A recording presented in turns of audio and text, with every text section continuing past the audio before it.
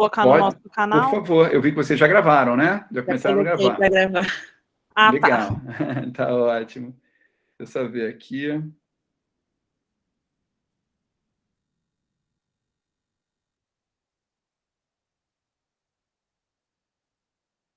A tela já está compartilhando com vocês. tá. Tá? Tá carregando, tá carregando. Ok. Agora foi. Foi? Ok. Não vou ser mal educado, deixa eu abrir aqui a câmera. Ok. Agora sumiu, professor. Sumiu? Well. Tá indo e voltando. Tá indo e voltando? Deixa eu ver como é que tá a minha internet aqui. Não, tá normal. Vamos ver de novo. Por favor, Lana, então você vai me dando feedback, tá bom? Tá. Qualquer coisa, porque aquela história, né? Nós poderíamos ver o que está acontecendo, mas quando a gente está apresentando, desaparece tudo. Agora foi? Eu acho que tá carregando. Apareceu carregando. Carregando? Agora foi, professor. Foi? Ah, legal. Tudo bem? Sim. Foi? Foi. O som tá legal? Tá legal. Então, vamos lá. Bom, pessoal, em primeiro lugar, eu gostaria de agradecer muito a vocês terem me dado esse tema para o dia de hoje, né, que é um dia muito especial para mim, a gente vai falar sobre ele. E, ao mesmo tempo, é um tema que eu não falo há muito tempo também. Carga imediata é algo que as primeiras cargas imediatas da implantodontia mesmo, né, reconhecida, data do início da década de 90, os protocolos de carga imediata. Mas o professor Branemark já vislumbrava isso no passado, e ele falava também que a implantodontia chegou onde chegou porque ele não falou de carga imediata lá atrás, né? Porque senão teriam colocado que as falhas ocorreriam por causa disso. Então, não é nada novo, porém, a carga imediata no mundo, ela aconteceu, assim, a explosão da carga imediata foi no início dos anos 2000, e muita coisa ficou ainda hoje com a crença daquela carga imediata que era feita naquela época. E como a professora Alessandra falou, né, hoje talvez fosse para fazer a apresentação de casos clínicos de carga imediata, mas talvez seja mais relevante para vocês entenderem como proceder com a carga imediata, vocês entenderem os princípios da carga imediata, do que simplesmente eu apresentar casos clínicos e nós discutimos a respeito. Eu acho que nós podemos fazer outras sessões como essa, mas entender mais o que hoje se fala em carga imediata e o que é a carga imediata, talvez seja mais interessante. Tá? E, para isso, eu gostaria de citar, né, por isso que eu agradeço a vocês a data de hoje. Hoje é o Dia Global da Ossa-Integração, que comemoraríamos hoje 93 anos de idade, professor Branemark, onde nós tivemos a oportunidade de trabalhar e acabamos desenvolvendo a nossa tese de doutorado do trabalho que nós realizamos junto com o professor Branemark, equipe do professor Branemark, no Instituto Branemark, em Bauru. E a grata satisfação também é que o trabalho foi publicado nesse mês de abril, né? Então, o trabalho acabou de ser publicado e, junto com isso, aconteceu o convite para essa apresentação. Essa foi parte da equipe que trabalhou entre 2008 e 2013. Os dados foram tabulados em 2016 para que nós pudéssemos, então, apresentar e o trabalho ter sido publicado. Uma breve história da nossa integração, né? Isso foi bem bacana, porque eu estava assistindo ontem um vídeo do professor Thomas Albrechtson, que foi uma das pessoas que participou ativamente dos estudos já pouco antes de acontecer a primeira implantação no mundo, algo que eu não sabia. Essa história de que as câmeras de titânio, e o professor Branemark viu que poderia ser feito um implante dentário, data muito antes disso. Quando o professor Branemark ainda estava aluno de ortopedia, ele era médico, no hospital, no atendimento de hospital, ele notou uma enfermeira jovem com sério problema de edentulismo e um sofrimento muito grande. E aquilo incomodou muito a ele, ainda jovem. E naquela hora, depois passou. Então, quando ele já, na pós-graduação, iniciou seus estudos, né, para análise da microscopia da fisiologia óssea e dos tecidos medulares, foi que aconteceu, né, esse achado. Esse achado, o professor Albrechtson comentou que é de 1962. Eu não sei precisar, porque os dados que eu tinha eram de 1952. Porque se esses dados fossem de 1962, não daria tempo do primeiro paciente ter sido implantado 3 anos depois, porque a história é muito grande. Se um dia vocês tiverem tempo, eu posso contar para vocês. Mas não daria tempo. Eu acredito que esses dados foram de 1952, quando ele ainda estava iniciando o seu mestrado. Tanto que a tese, em 59, foi sobre isso, e aconteceu, né, que ele fazia filmagem em tíbia de coelho para análise da formação de vasos sanguíneos de ossificação, e aí ele deu esse termo de osseointegração, e que foi muitas vezes discutido que seria uma anquilose, e ele falava, né, eu nunca falei que implante é dente,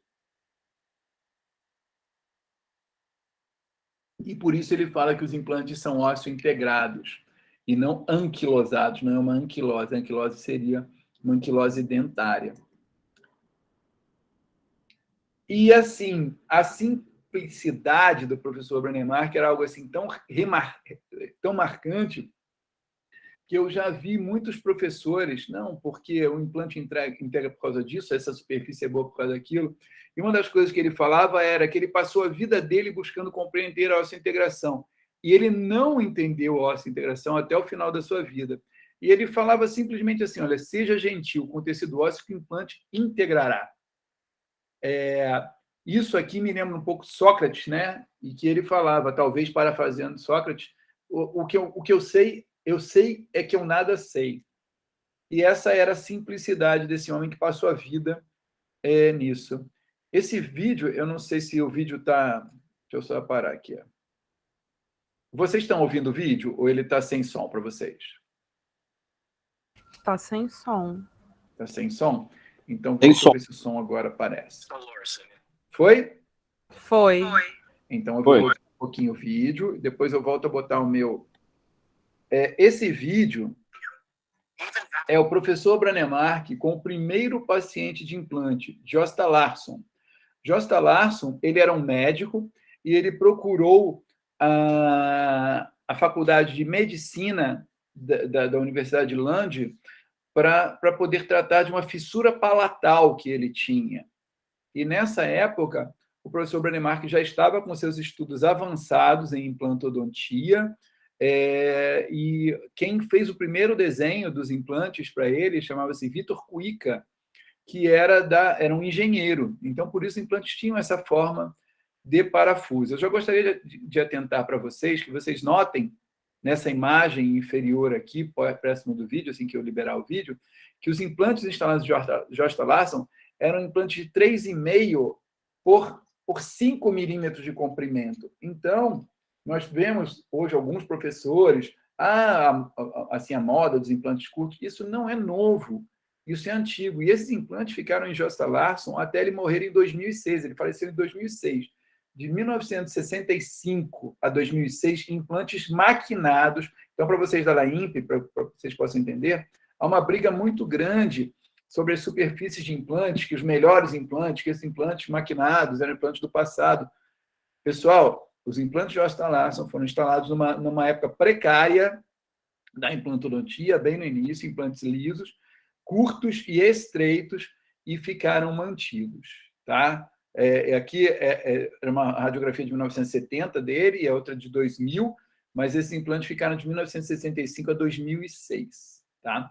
E aí eu vou deixar o vídeo, porque esse vídeo é muito interessante, ele ainda comentando a primeira consulta de Josta Larsson para a implantodontia, o primeiro paciente. The success of his first dental implant performed on 34-year-old Gösta Larsson in 1965, he encountered tremendous hostility. With a cleft palate, a deformed chin and jaw, and no teeth. Tá vendo? O Gösta Larsson ele tinha um problema de fissura palatina e um rebordo muito pobre para a instalação de implantes. Então, esses implantes superiores dele foram instalados posteriormente. Também não estou aqui com as radiografias dele, mas ele realizou primeiro os implantes inferiores. His lower jaw, Larsson was resigned to a life of constant pain and discomfort that left him barely able to eat and talk. The operation giving him 4 titanium implants transformed his life and allowed Mr. Larsson to enjoy a long and happy life. E lá no Instituto Brånemark havia um quadro de madeira com uma maçã mordida, que o professor Brånemark ganhou do professor Kenji Iguchi, e que dizia o simples prazer de poder morder uma maçã de novo. E aqui, agora, o professor Brånemark falando sobre o titânio, né? Opa, perdão. Even after the success of his first dental implant, performed his life and allowed Mr. Larsson to enjoy a long and happy life. It took Dr. Brånemark more than a decade to gain official acceptance of his implant method as a bona fide treatment. E se tornaram grandes amigos, né? Is a very peculiar material. Depending on the composition of the bulk, which has to be as pure as possible, how the oxide is formed on its surface, which is an inevitable event. Então, justamente, ele acreditava, e isso é o que ainda se acredita hoje, que o óxido do titânio, por ser um óxido estável e hidratado, ele funciona muito bem no tecido ósseo, porque é um tecido também super hidratado. E como o titânio é um material estável, ele não sofre corrosão, ele funciona muito bem. Isso era o que se acreditava, o professor acreditava, e que hoje ainda se acredita, mas como ele falou, ele nunca conseguiu provar isso de uma maneira assim tão efetiva, mas é o que vem se mostrando. Então, pessoal, o que acontece é o seguinte, existe um número mágico na implantodontia chamado 35 newton-centímetros, ou seja, na instalação do implante, se você conseguiu instalar o seu implante, ele ficou sem movimento e você atingiu 35 newton-centímetros, é dito assim, você pode fazer carga imediata, unitária, qualquer tipo de carga imediata. Isso é tido como uma verdade absoluta. É tido como uma verdade absoluta e é o que é feito desde o início da década de 90. Tá? Atingiu 35 newtons, isso está apto. Agora, se isso fosse uma verdade absoluta, nós não perderíamos implantes depois de uma carga imediata. E eu me recordo, no início da década dos anos 2000, os artigos mostravam a carga imediata ela tem o mesmo resultado da carga não imediata, ou seja, daquele implante que você deixa cicatrizar e depois vai instalar. Então, com isso, houve um boom da carga imediata e também houve um boom de problemas que não são relatados. Mas eu acho que aqui, quem está assistindo, que já trabalha com implante há algum tempo, já deve ter tido problemas com carga imediata. Eu, sinceramente, tive menos problemas quando tenho cuidados com uma avaliação, e é por isso que eu vou falar para vocês como avaliar se uma carga imediata pode ser realizada ou não, do que simplesmente usarmos um número mágico e falarmos de estabilidade primária. Até porque também estabilidade primária é um tema que nós podemos dizer que seria uma lenda, sabe? Então, esse número, 35 newtons de estabilidade primária, eu costumo dizer que é uma lenda. E falo para vocês, essa série do Netflix é fantástica, fala sobre as lendas brasileiras. Então, só para parafrasear um pouquinho, dar para vocês algo interessante para vocês depois da palestra, eu acho interessante vocês assistirem Cidade Invisível, que é muito bom. Tá? E tanto uma quanto o outro já vem sendo questionado. Esse editorial do Michael Norton, no Journal of Oral Maxillofacial Implants, de 2013, já citava ou estabilidade primária ou seria uma limitação viável. sabe? Nesse editorial, eu já citava que há uma necessidade disso ser redefinido e nunca mais foi discutido. Continuamos trabalhando com o número mágico de 35 newton-centímetros e continuamos trabalhando com o termo estabilidade primária. Pessoal, alguma pergunta até agora? Eu falei alguma coisa que ainda não é do conhecimento de vocês? Vocês gostariam de reforçar? Então, vou continuar, tá? Bom, por que isso já havia uma necessidade de redefinir? Vejam bem, nós temos 3 situações de implante aqui. Nós temos uma situação de implante, isso aqui, quem falava muito bem sobre isso, e foi um grande mestre que eu tive, embora seja uma pessoa polêmica, o professor José Henrique Cavalcante, um grande amigo, sabe? E ele falava já sobre isso. Notem o seguinte, notem o implante da direita, eu peguei um osso trabecular e ampliei bem para vocês poderem entender. O implante da esquerda, vocês notem que ele está em contato direto com o osso medular na porção cortical do osso medular. Notem que não há medula óssea entre ele, tá? Notem que os outros 2 implantes, o do implante do meio, ele tem alguns contatos diretamente no osso, tá? Não estou falando medula. Medula estaria no espaço intermedular desse osso aqui, tá? Então, essas áreas mais escuras seriam as áreas vazias, que nós teríamos medula óssea, que é um tecido gorduroso, um tecido adiposo, rico em células-tronco, rico em células de neoformação, tá? Mas o implante ele precisa estar em contato para ficar estável, para ficar travado. Ele não pode ficar ancorado em medula, ele tem que ficar ancorado em tecido ósseo mineralizado. Então, notem que esse implante do meio ele tem um contato maior mais na sua parte cervical, um pouquinho na parte mediana e um pouquinho no ápice. O outro, ele também tem mais ainda na porção cervical, mais ainda também na porção mediana e mais no ápice. Imaginem vocês que esses implantes, quando foram instalados, vocês imaginam o quê? Que o cortical, ele tem, o que está todo ancorado em cortical, ele tem mais condição de conseguir uma estabilidade primária que os outros? Se não, vocês podem me falar, tá? Mas eu acredito que ali ele vai estar muito mais travado que nos outros. Porém, o que pode acontecer é o seguinte, esses outros, e aí quando você faz o torque de inserção, todos eles deram 35 newtons, ok? Só que se vocês, depois eu vou mostrar para vocês, se uma dessas trabéculas que estão somente tocando em parte do implante, elas sofrerem um processo de remodelação adiantado, ou se elas soltarem do implante, vocês hão de convir que esse implante pode perder a estabilidade mais facilmente. Então, o que eu estou querendo dizer para vocês é que nem sempre um torque de inserção vai dizer para vocês que esse implante não vai falhar.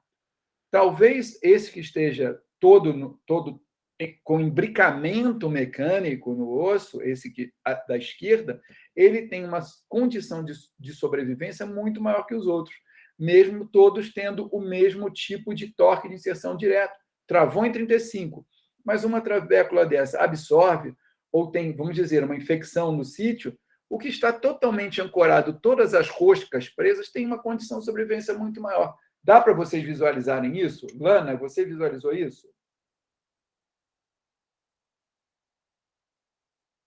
Thaís, você visualizou isso?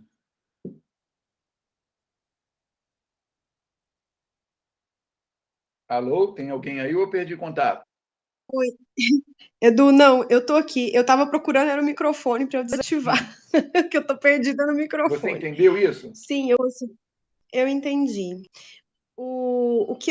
A minha questão que eu ia te perguntar era o seguinte: se travar em cortical, você está levantando a hipótese que ele realmente vai ter uma estabilidade maior do que se ele tivesse só em osso medular. É isso? Sim, exatamente. Esse é o primeiro ponto. A gente vai discutir isso mais à frente. Eu sei o que você pode querer entender um pouco agora, a gente vai conseguir entender por que hoje as cargas imediatas estão dando muito melhores do que amanhã, do que antes, tá? A necessidade da carga imediata é que haja osso cortical na ancoragem. Se não houver osso cortical... Em qual porção do implante? Em qualquer uma. Qualquer uma. Ok. E aí, Pergunto, então, já que você deu spoiler, eu pergunto porque realmente alguns implantes são infraósseos, né? Então, na cortical, ali alveolar, a gente não conseguiria travar, teria que ser em outra cortical. Ou eu estou sim, errada? a cortical da medula. Esse osso, quando você fala osso medular, é porque tem medula nele. Mas as trabéculas ósseas são osso cortical, Ok, tá? verdade.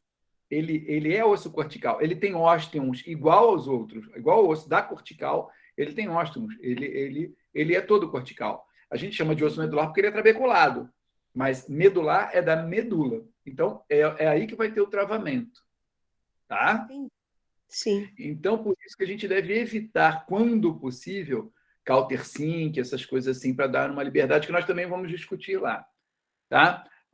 Mas você acabou agora dando um spoiler, mas eu não vou na sua agora, não, daqui a pouquinho. Desculpa. Tá? Então, isso ficou bem sedimentado para vocês. A carga imediata necessita de ancoragem, ela terá mais sucesso se ela estiver bem ancorada. Por isso, então vamos lá no teu spoiler. Por isso que a carga imediata funciona muito bem em mento. Em mento, dificilmente você perde implante em carga imediata. Em áreas posteriores, você perde mais. Tá? Não sei se vocês já observaram isso. E olha só, aí agora eu vou para um outro ponto. Esse número mágico, 35 newtons, ele é utilizado porque é o que marcam os torquímetros. Os torquímetros marcam em newton. Mas em 1987, a Nobel Biocare desenvolveu um aparelho chamado Ostel. O Ostel, ele era um aparelho que ele funciona por análise de frequência de ressonância. O que é análise de frequência de ressonância?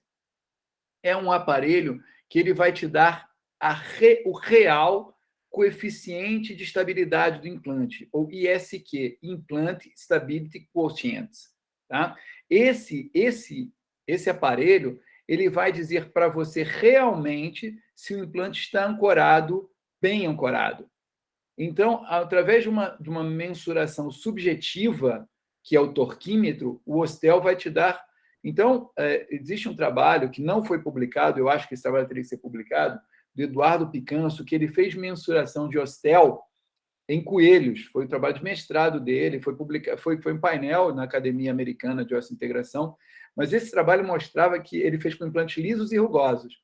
E ele mostrava que, às vezes, implantes lisos tinham melhor estabilidade primária do que rugosos. Não por causa da superfície, mas porque estavam mais ancorados em cortical. E o que acontece, esse trabalho aqui já mostra, então, assim, e o que é? Como é que funciona a análise de frequência de ressonância?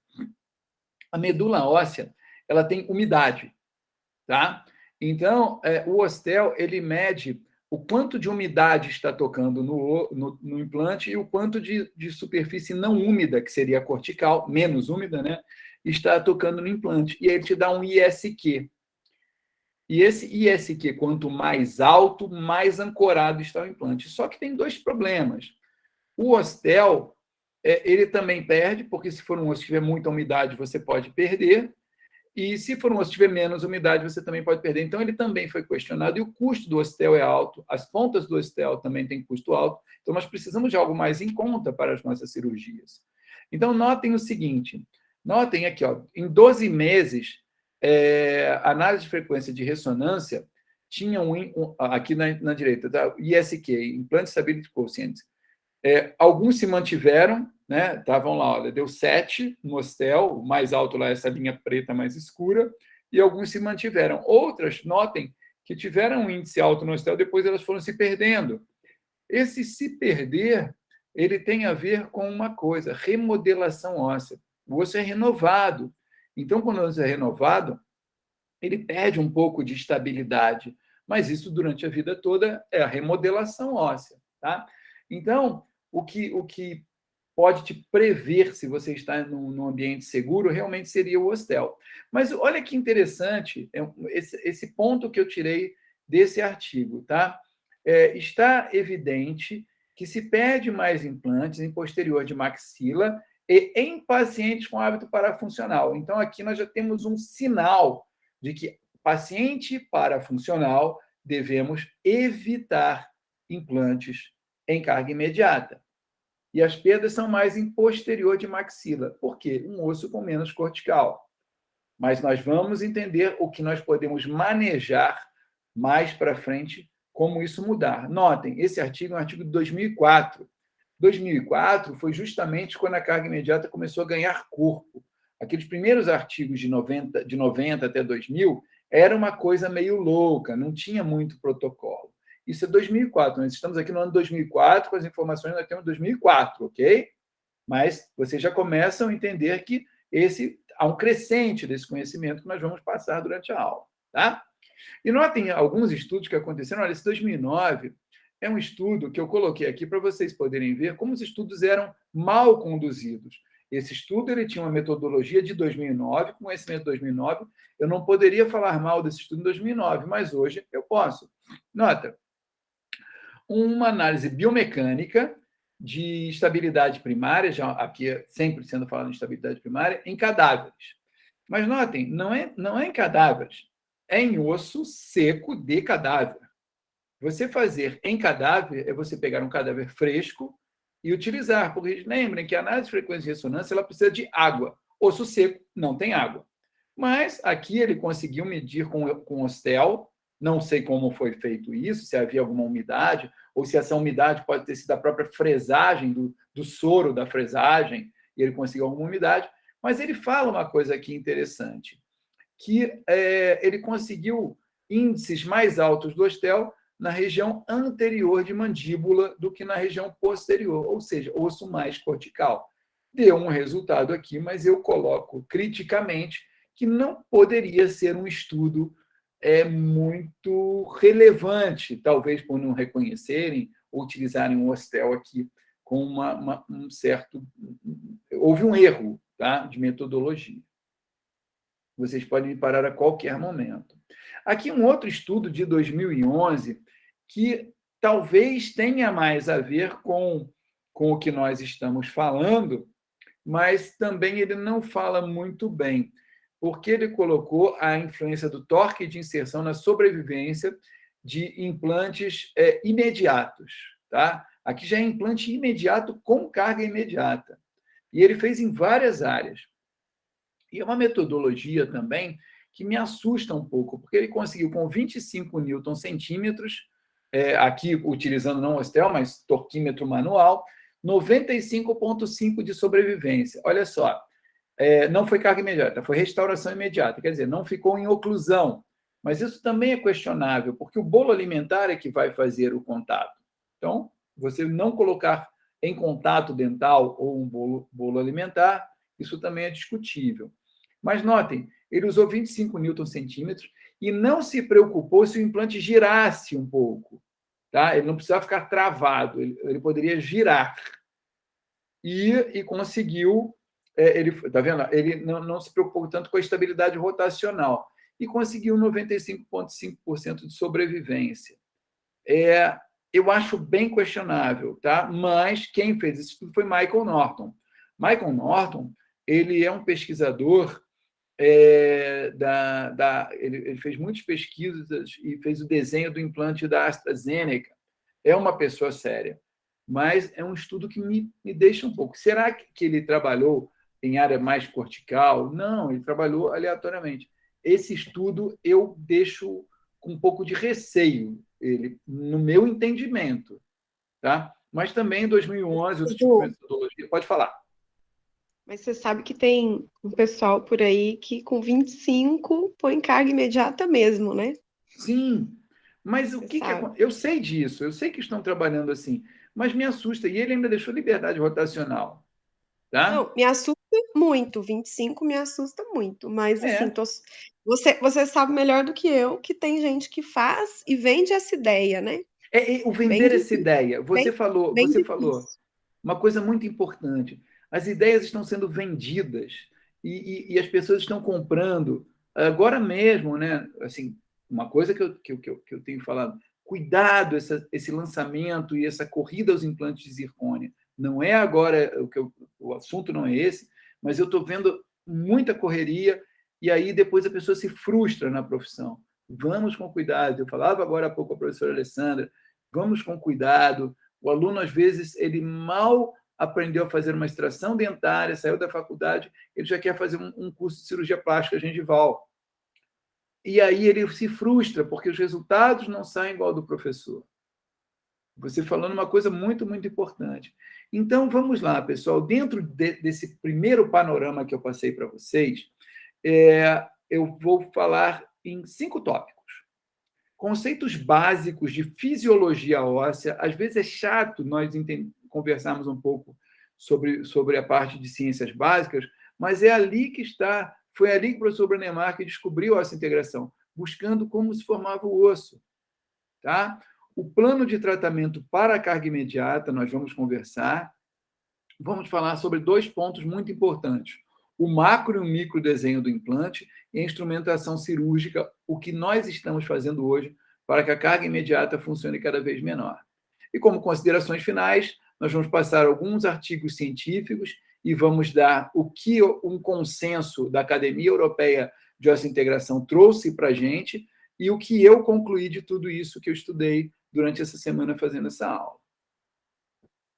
Então, vamos lá. Primeira coisa, conceitos básicos. O primeiro conceito básico que a gente precisa entender é o seguinte: todos os tecidos do nosso corpo, eles remodelam, ou seja, se nós não tivéssemos a remodelação tecidual, se a pele não descamasse, se o osso não se renovasse, nós morreríamos muito mais cedo. Então, nós temos a remodelação óssea. E o que é a remodelação óssea? Em média, a cada 5 anos, para vocês terem uma ideia, o nosso tecido ósseo, ele todo se renova. Nós trocamos de osso a cada 5 anos, em média. Tá? E o que é isso? O que acontece é que, se nós não tivéssemos um osso renovado, ele envelhecesse simplesmente, quando você sofresse um trauma qualquer, simplesmente uma corrida, um treinamento, uma musculação, o seu osso fraturaria, ele quebraria. Tá? Então, e como isso acontece? Existem células ósseas que são ativadas e que começam um processo de retirar aquele osso velho e outras células vão colocar osso novo.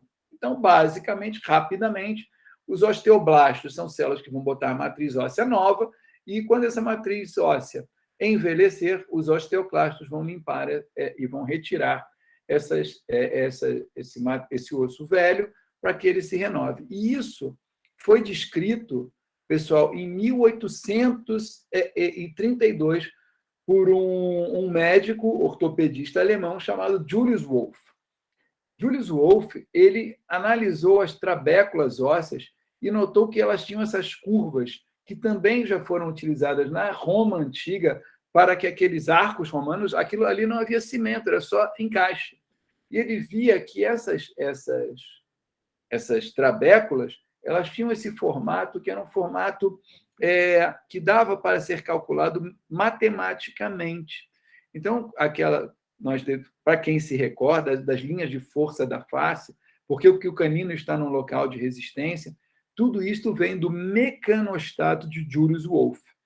Ou seja, cada osso tem o desenho para receber forças, dissipar essas forças, de forma que ele se mantenha vivo. E cada vez que essas forças imperam, ocorrem microfraturas dentro do osso, e com isso a renovação óssea. Por isso que o exercício físico é importante, por isso que quando nós fazemos musculação, o osso é tensionado pela musculatura e ele se renova. E a osteoporose, ela pode ser retardada com atividade física. Então, esse é o primeiro ponto. Quando nós temos o implante ou o dente instalado no local, esse osso se mantém vivo. E isso é muito bem visto no movimento ortodôntico, por exemplo. Eu já vi bons professores comentando que o movimento ortodôntico pode provocar doença periodontal. Não vai provocar doença periodontal, porque se fosse provocar doença periodontal, a ortodontia já tinha doença periodontal, a ortodontia já tinha acabado.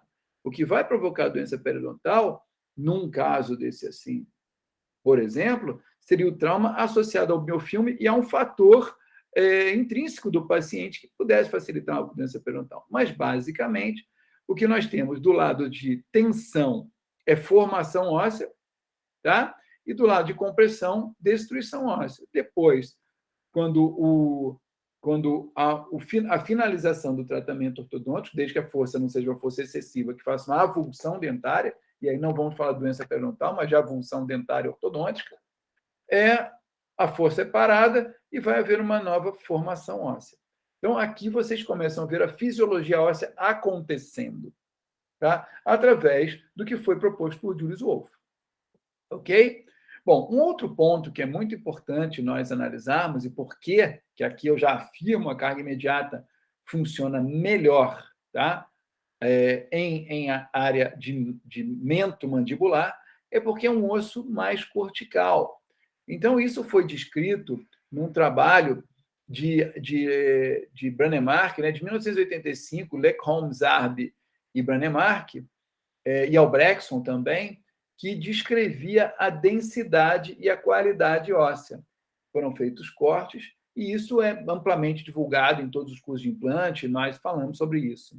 Então, seria, para uma maneira didática, o osso tipo 1, tipo 2, tipo 3, tipo 4, onde o osso tipo 4 seria o que tem uma cortical mais delgada e um osso medular mais exuberante.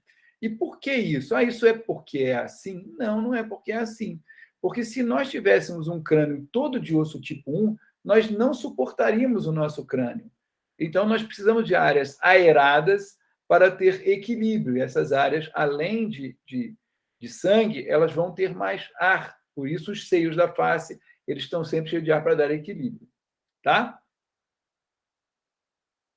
Bom, pessoal, então está aí, por exemplo, uma radiografia mostrando principalmente a área principal que você vai encontrar mais osso tipo 1 é o mento mandibular. E o osso tipo 4, onde você vai encontrar mais osso tipo 4, é na região de tuberosidade. Agora, não se enganem, isso é algo para te dar um norte, porque eu já encontrei osso tipo 4 em canino mandibular, tá? Já encontrei isso. Então, isso é para te dar um norte de como você vai trabalhar. Nas tomografias computadorizadas, existe uma ferramenta chamada curva de Hounsfield. A curva de Hounsfield ela é utilizada também em densitometria óssea para análise de osteoporose. Então, quando você pega uma tomografia, você pode pegar essa ferramenta, riscar numa região e ela te dá uma ideia da densidade óssea ali, que é também uma ideia para te ajudar no planejamento, não é para você se fiar por aquilo ali. Tá? Bom, então isso aí, com esses conhecimentos básicos de fisiologia, nós podemos ir para o nosso plano de tratamento inicial, tá? E aqui nós vamos ter algumas diferenças, divergências para vocês poderem entender. A carga imediata é a seguinte situação: você instala um implante e no mesmo dia você coloca ele em função, ou seja, se você vai fazer a carga imediata unitária, você vai colocar um dente em contato oclusal, ok? A carga precoce é quando você instala o implante, não coloca nada sobre o implante, e entre 1 semana e 2 meses você vai moldar, vai trabalhar e vai fazer o seu trabalho definitivo. A carga convencional, atualmente aceita, porque com os novos implantes, novas superfícies de implante, nós vamos conversar sobre isso também, a carga convencional ela é feita, você deixa o implante cicatrizar e aí você usa mais ou menos a mesma que é utilizada em ortopedia, quando há uma fratura, há uma imobilização e após 3 meses o gesso é retirado após a formação do calo ósseo.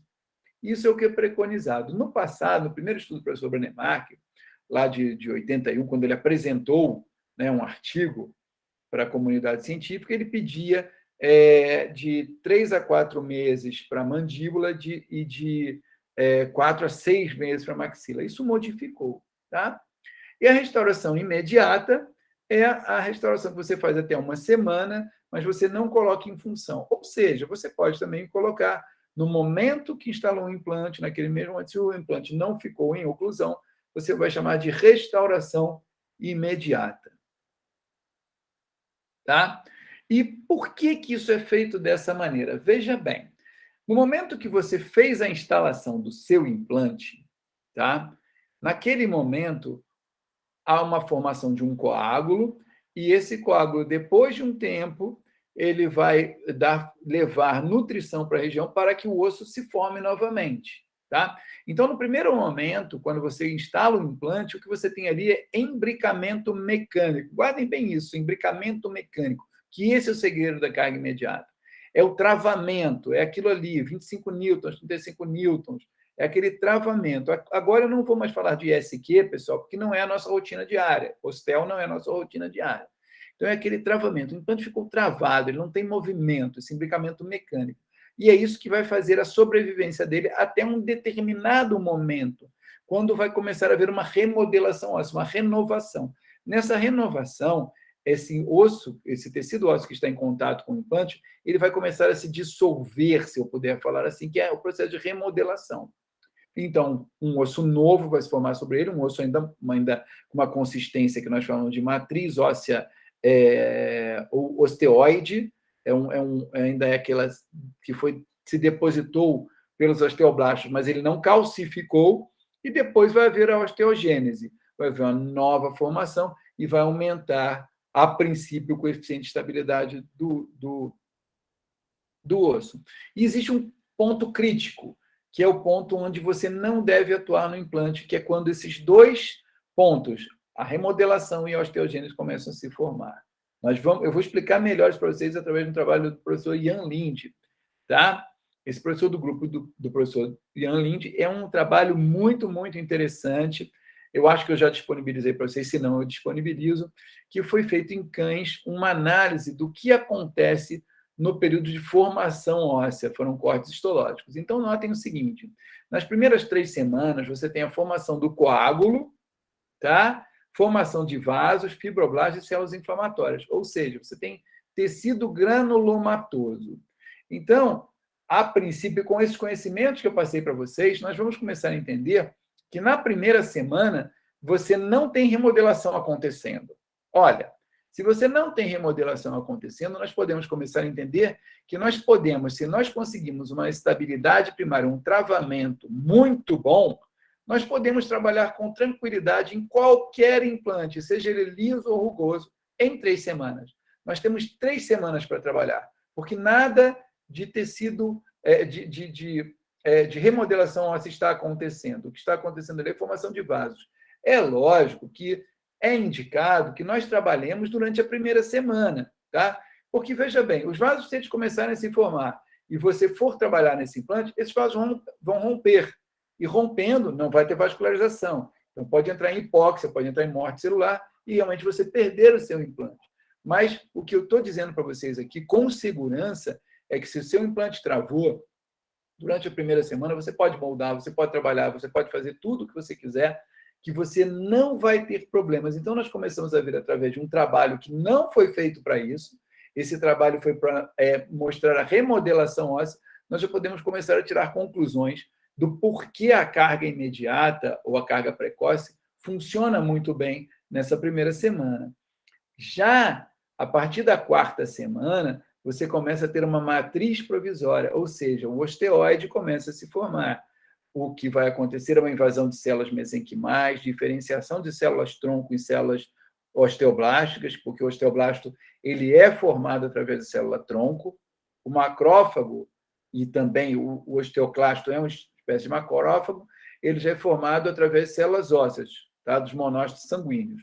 Mas o osteoblasto ele é da célula-tronco. Então, as células-tronco elas estão dentro da medula óssea. É um nicho de células-tronco. Então, há uma formação exuberante de osteoblastos.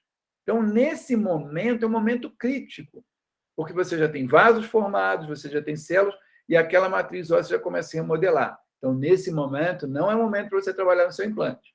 Tá? Isso vai até as 6 semanas. E de 12 semanas em diante, o osso imaturo começa a osso laminar. Então, se nós formos falar em 12 semanas, nós estamos falando em quê? Cada mês, 4 semanas, 3 vezes 4, 12, 3 meses, você já tem osso lamelar. Então, por isso nós temos que pensar, ou trabalhamos na primeira semana, ou esperamos o implante cicatrizar. Este é o segredo da carga óssea. Imbricamento mecânico, contato com o osso cortical e você trabalhar ou na primeira semana. Diferente disso, você vai estar correndo risco. E o que eu estou passando para vocês aqui é um raciocínio, algo racional dentro da carga imediata. Espero que vocês estejam gostando e não tenham ido embora ainda. Tá? Bom, e aí o que acontece? No início dos anos 2000, lá em mais ou menos 2006, saiu a primeira superfície bioativa. O Braxton falava que essa seria a superfície do futuro.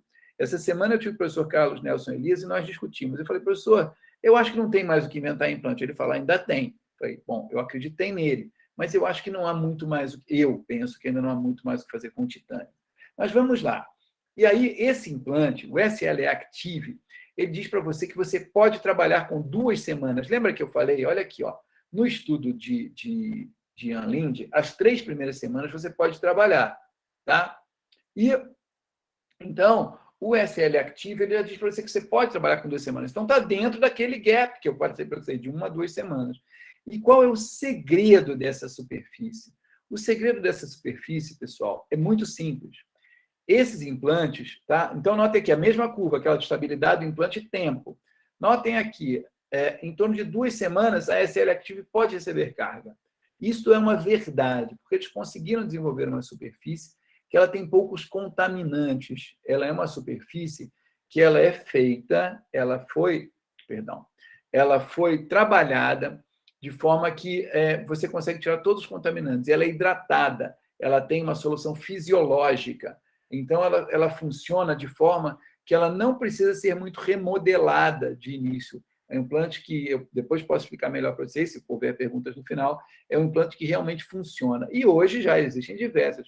Foram feitas superfícies pela Nobel Biocare, a própria Neodent tem uma superfície também nova. Então, a própria da Intralock, várias superfícies. A que saiu agora da Plenum, nós vamos falar sobre a superfície da Plenum. Tá bom? Então, com isso, nós já podemos, no nosso plano de tratamento, pensarmos o seguinte: temos imbricamento mecânico, tivemos um travamento bom, estamos em osso cortical, trabalhei até a primeira semana com cuidado, a minha chance de sucesso é grande. Tá? E aí, para facilitar tudo isso, a indústria investiu pesadamente no desenho do implante. Então, aquela ideia que nós tínhamos de osso, que era mole, osso de posterior de maxila, tudo mudou com os novos desenhos de superfícies e o macro e microgeometria. Então, o desenho do implante entrou muito forte na primeira década dos anos 2000 e hoje nós começamos a ter mais sucesso no carregamento do implante. Tá? Então, falando disso, nós vamos citar, por exemplo, a superfície do implante, tanto na microgeometria, tá? Como o corpo do implante, que é a macrogeometria, e o desenho das roscas do implante. Então, vamos lá. Superfície. Os tratamentos de superfície aumentaram o contato do osso do implante. Então, ao contrário das superfícies lisas, que eram superfícies que não eram tratadas, elas tinham, por serem polidas, elas não tinham tanto contato com o implante. Hoje elas são um pouquinho rugosas, e isso tem mais contato com o osso. Isso melhorou muito para se fazer carga imediata. Por isso eu não posso dizer para você assim, vamos manter superfícies lisas. Não há mais por que mantermos superfícies lisas. Mas elas não integram? Integram. Foram as mais utilizadas durante muitos anos. E são boas. Tá? O corpo do implante. Então, hoje, o implante, diferente desse implante à esquerda, que é um implante cilíndrico, os implantes hoje eles tendem a ser cônicos. Nós vamos falar sobre instrumentação cirúrgica.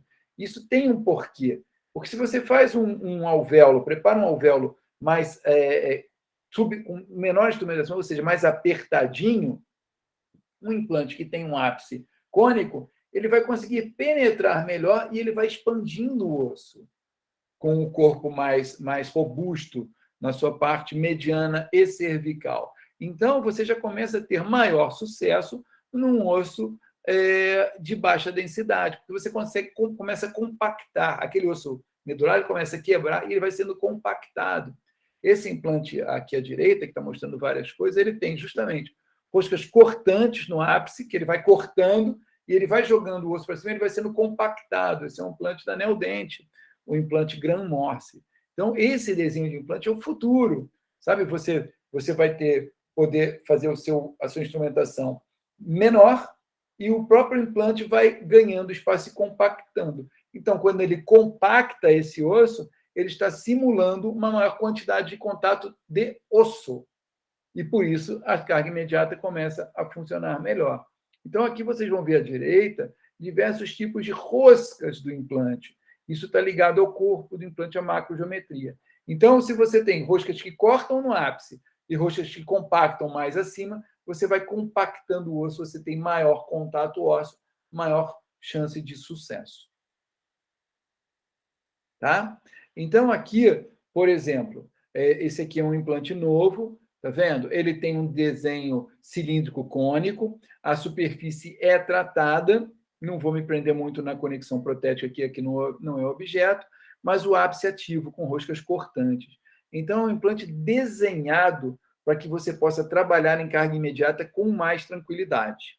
Tá? Estes são os novos desenhos de implante, diferente daquele primeiro que vocês viram de Brånemark, que era apenas uma rosca. Tá? Uma rosca mais fina. Porém, aqui, o estudo clássico do professor Brånemark dos 15 anos.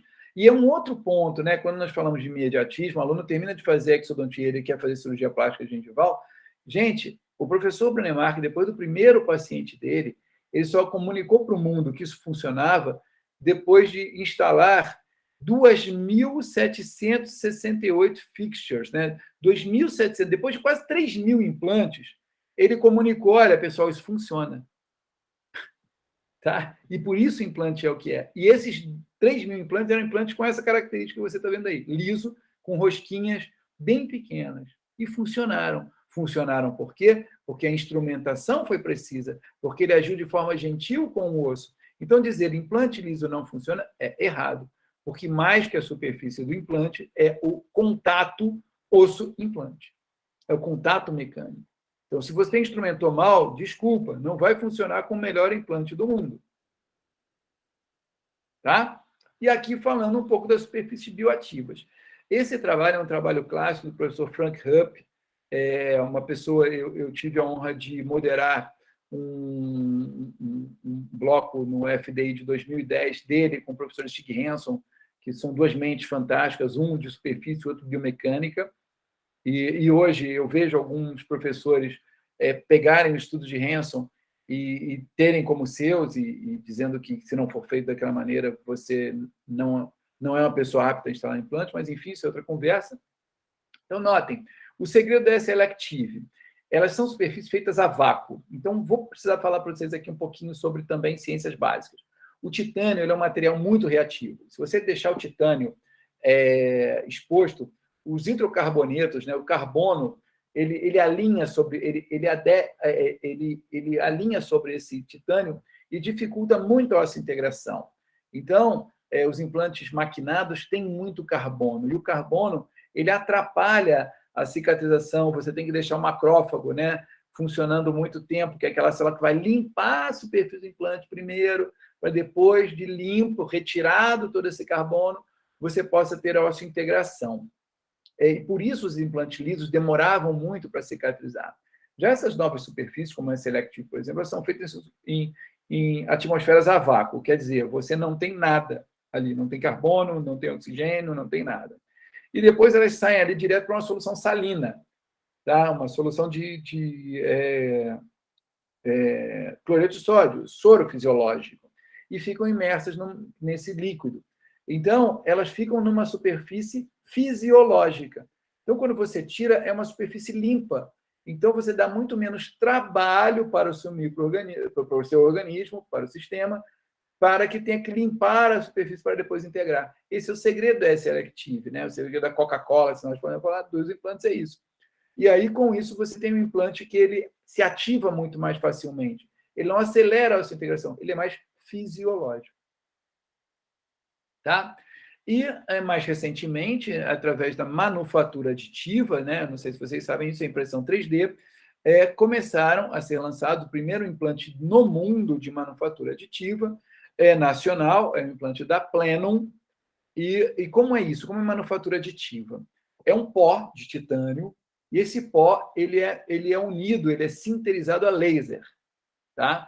o aquecimento do laser, e então você tem um implante impresso de forma 3D. E o que acontece? Esse pó ele é unido, mas ele tem as esferas são unidas através de solda laser. E nós temos espaços entre as esferas, que nós chamamos de interconectividade dos poros. Isso é muito utilizado para materiais de regeneração óssea. Se nós não tivermos interconectividade, as células não penetram, os vasos sanguíneos não penetram. Então, esse estudo aqui, do professor Nelson Pinto, com PRF, mostra uma coisa muito interessante. Tá? Ele colocou várias superfícies, boas superfícies ativas, como o ósseo Speed, que é da AstraTech, o Thionite, também é uma superfície bioativa. Então, ele usou todas as principais superfícies bioativas do mundo. Tá? Essas são as principais superfícies. E o que ele percebeu com o PRF? Que a matriz de fibrina ela se tornou mais homogênea no implante da Plenum. Isso é muito relevante. Quer dizer, se nós temos uma matriz de fibrina mais, nós temos capacidade de acelerar mais ainda o processo. Isto é tido, às vezes, pelo fabricante como assim, a manufatura aditiva resolve as coisas. Não é uma verdade, ou é uma meia-verdade. Não é a manufatura aditiva. Só que o apelo comercial por manufatura aditiva, coisa modernidade, nos traz uma relevância maior de querer comprar esse implante. Mas notem que a conclusão do professor Nelson Pinto foi muito cuidadosa. Olha só.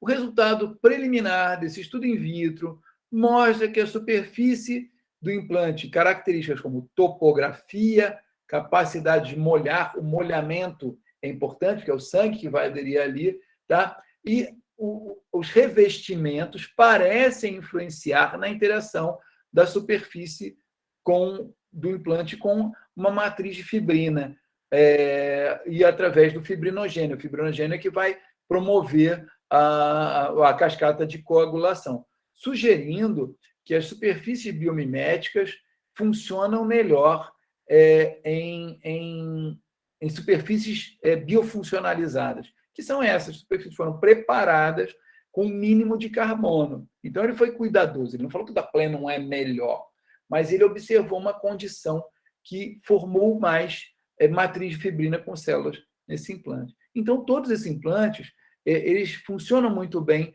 no contato com o tecido vivo. E ele mostrou isso aí em microscopia. Ele não analisou o que tem de célula ali, quais são as células que estão em maior quantidade, se houve expressão de fatores de ossificação. Não. Então, ele mostrou apenas isso. O fabricante mostra isso como uma grande vantagem. Mas esse estudo é um estudo in vitro, pessoal. É um estudo... Nós temos que olhar isso com cuidado. Mas todas as superfícies são muito boas. E eu penso que o implante da Plenum tem tudo para ser comparado aos outros implantes e ao menor custo do que os implantes importados, tá? Porque aqui todos os implantes que nós temos são implantes importados. Então, uma tecnologia nacional que parece ser promissora. Tá? Bom, então nós entendemos já que nós precisamos de contato biomecânico, nós entendemos que nós precisamos de desenhos de implantes que estejam alinhados com o máximo de facilitação para o sistema, vamos para a instrumentação cirúrgica. Ok. Então, nós temos agora aqui o desenho da qualidade óssea, e aí eu pergunto para vocês, no osso D4, vocês iriam preferir trabalhar com o implante da esquerda cilíndrico, e se ele fosse liso, ou com o implante da direita, que ele tem roscas cortantes, compactantes? Então, um osso de densidade baixa, você vai conseguir cortar bem com essa rosca. Então, você não precisa fazer uma perfuração muito grande ou atingir o diâmetro do implante. Para os alunos da LAIMP, para relembrar, né, muitos já fizeram implantodontia, na cadeira de implantodontia conosco, então nós começamos alargando, colocamos primeiro uma broca de lança, depois uma broca 2, e passamos para as outras brocas, até que chegamos numa broca de diâmetro ligeiramente menor do que queremos para o implante. Por exemplo, para colocar um implante de 3,75, nós vamos até a broca 3,3 e entramos com o implante. Então, nesses casos de osso D4, nós podemos, por exemplo, para botar um implante de 4,3, pararmos na broca 2,8. E aí, por ele ter o ápice cônico, ele vai penetrar e vai compactar. Então, é uma maneira de trabalhar. Então, nós começamos a falar agora aqui de subinstrumentação, ou seja, em osso de grande densidade, como um osso D1, nós vamos chegar muito próximo, tá? Por exemplo, para botar um 375 numa região de D1, nós paramos na broca 315, ao invés de pararmos na 33, e utilizamos um implante com área cortante. Agora, isso vai depender um pouco do feeling, de como você está instrumentando. Que num D1, se for um D1 muito duro, daquele que você teve muita dificuldade para penetrar com a perfuração, utilizando brocas novas, aí sim, aí você busca, ao invés de usar 315, você busca chegar o mais próximo do diâmetro do implante, porque mesmo o implante cortante, num osso de altíssima densidade, fica difícil de você trabalhar. Tá? E aqui um trabalho utilizando o Ostel, tá? Então, você tem à esquerda um torquímetro eletrônico, tá? Ele utilizou, nota, já é um trabalho com um cuidado maior, ele utilizou aqui costela suína fresca, que é o tecido ósseo que melhor simula a maxila humana, então ele usou costela suína fresca, quer dizer, ele já tem umidade, então ele usou o Ostel, conseguiu ISQ na faixa de 81, tá? O Ostel ele tem uma ponta, um transdutor, ele conseguiu com o Ostel 81. Então, olha só, ele conseguiu 50 newtons, ele calculou em newtons, com um torquímetro eletrônico, e testou com o Ostel, deu 81, quer dizer, um ISQ muito alto, que o ISQ vai até 90. Então, um ISQ muito alto. E aí, mas o que foi esse estudo aqui? Ele está mostrando, né? O que foi esse estudo?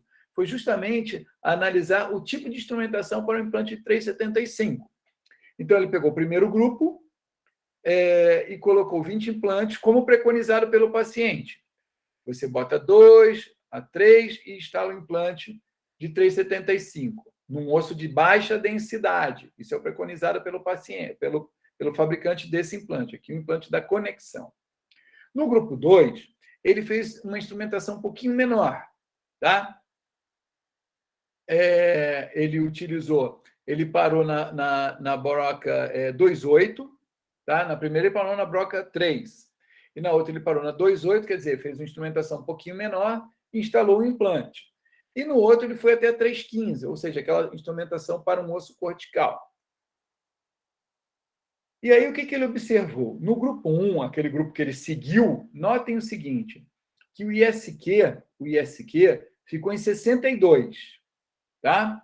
Ou seja, ele fez com torquímetro, aqui não está falando torquímetro, ele conseguiu 62. No que ele fez a instrumentação menor, ele também deu 62,65, muito pouca diferença, mas com uma instrumentação menor. E com a instrumentação que ele botou um pouquinho maior a instrumentação, ele conseguiu um ISQ muito alto, 67,74. Tá? Então, veja bem, quando ele instrumentou mais, o ISQ foi alto. Quando ele instrumentou menos, o ISQ foi mais ou menos parecido com o do fabricante. Mas notem o seguinte, olha só, o torque, ou seja, quando ele botou no torquímetro, os que deram maior torque foram o que ele fez subinstrumentação. Ou seja, a subinstrumentação ela atingiu um ISQ mais baixo do que quando ele instrumentou mais. Mas mesmo com ISQ alto, ele conseguiu um torque maior com subinstrumentação. Então, veja bem, o ISQ e o torque de inserção não batem sempre. Tá? Eles não vão bater sempre. Então, assim, nós utilizamos a subinstrumentação independente do ISQ. Nós não vamos nos guiar tanto pelo ISQ. Por isso que cresceu essa tendência de você usar o torquímetro e instrumentar menos, porque você vai conseguir compactar. E por que você acha que ele conseguiu um ISQ altíssimo no implante que ele instrumentou mais? Porque ele tinha ali mais água também. E quando você compacta, também aquele osso medular, ele vai compactar e ele também vai ter mais água e osso. Então, confunde um pouco. Então, assim, hoje nós estamos tendendo a utilizar quase sempre mais menor instrumentação para ter mais contato mecânico. Tá? Então, a conclusão desse trabalho diz que, baseado nos resultados obtidos, é lícito concluir que, olha só, é lícito Quer dizer, ele não está dizendo assim, você deve concluir. Quer dizer, talvez seja interessante concluir que há correlação estatística entre estabilidade primária obtida através do torque inserção e diâmetro do preparo do leito receptor no implante com utilização de implante cilíndrico. Ele utilizou implantes cilíndricos, tá? Então, a estabilidade tem a ver com o tipo de preparo. A partir do uso de técnica adaptada no preparo do leito ósseo, foram obtidos valores de torque de inserção muito maiores, tá? 63,1219 maiores, se comparado ao preparo do leito convencional preconizado pelo fabricante, indicando ser essa técnica apropriada para casos onde o osso tem baixa densidade. Tá? Então, em áreas de baixa densidade, pessoal, baixa instrumentação, porque você vai ter pouco contato por causa das trabéculas. Então, se você compacta essas trabéculas, você amassa as trabéculas, você aumenta o contato osso-implante. Até aqui tudo bem? Alguma pergunta?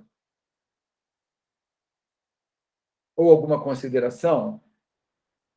Ou a minha internet caiu? Bom. Tudo bem, professor. Muito obrigado. Tudo tranquilo, tranquilo. Está indo bem? O raciocínio está bom também? Tá, tranquilo. Tá? Ótimo. Então, agora vamos ao seguinte, para as considerações finais, né? Confiabilidade de tudo isso que eu falei.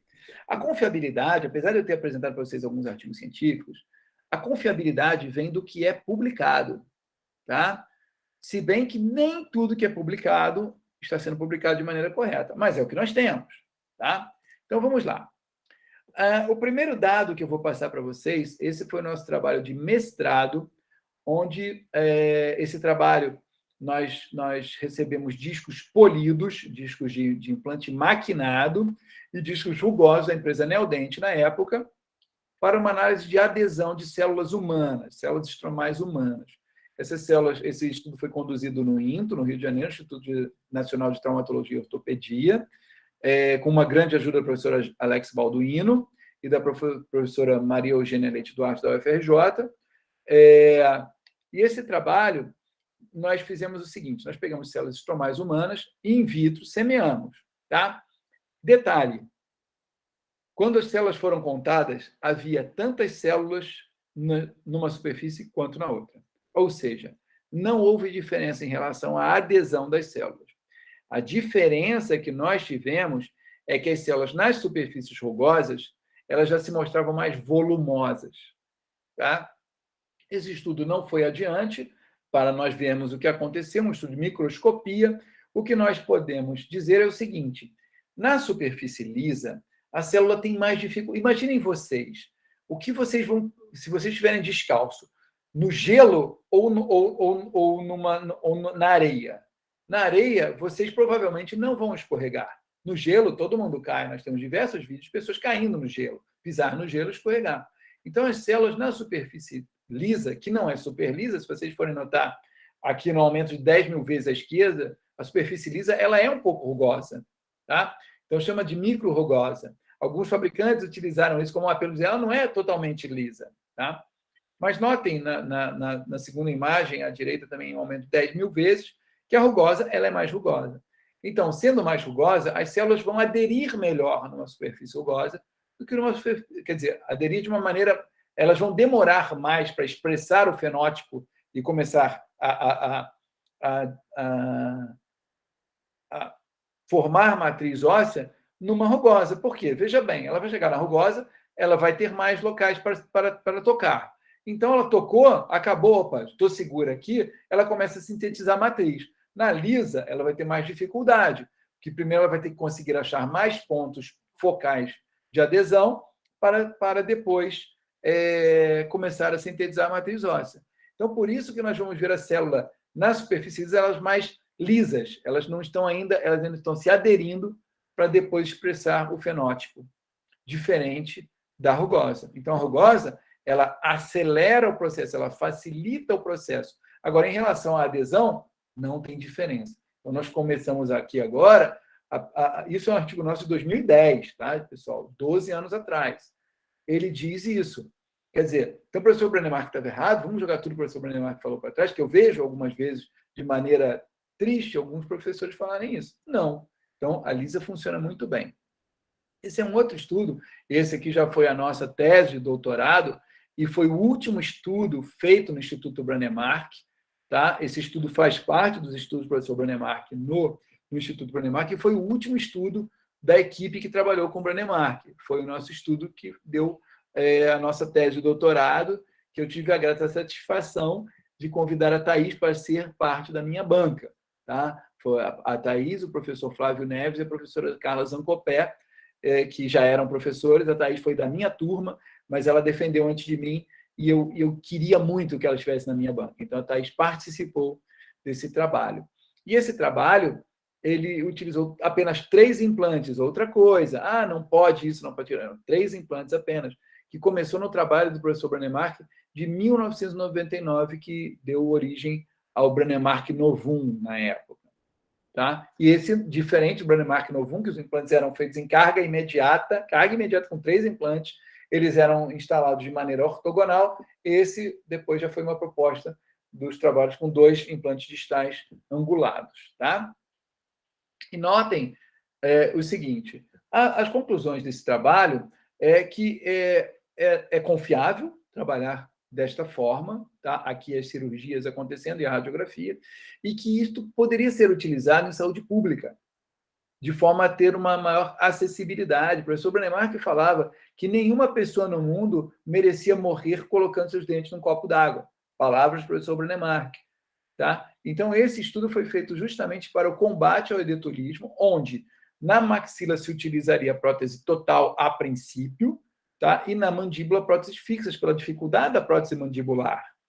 E nós reabilitamos no Instituto 72 pacientes, só que nós só conseguimos tabular 50 pacientes, porque quando eu posso dizer que eu fui um dos últimos a apagar a luz do Instituto, o Instituto já estava sendo desmontado e, felizmente, um outro presente que nós ganhamos hoje é que a ação movida contra o município de Bauru, que dilapidou o patrimônio do Instituto, o Instituto hoje já não existe mais,